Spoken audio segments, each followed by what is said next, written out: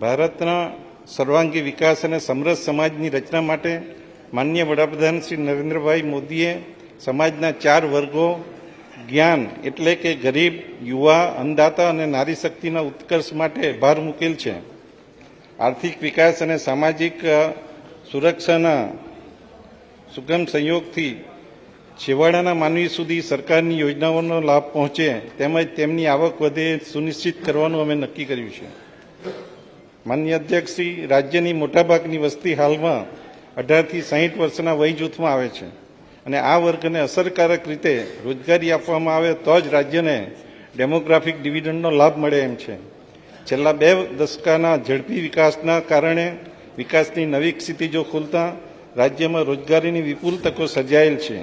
રોજગારીની આ તકોનો લાભ લેવા શિક્ષણ અને કૌશલ્ય વર્ધન દ્વારા યુવાનોને સુસજ્જ કરવામાં આવશે.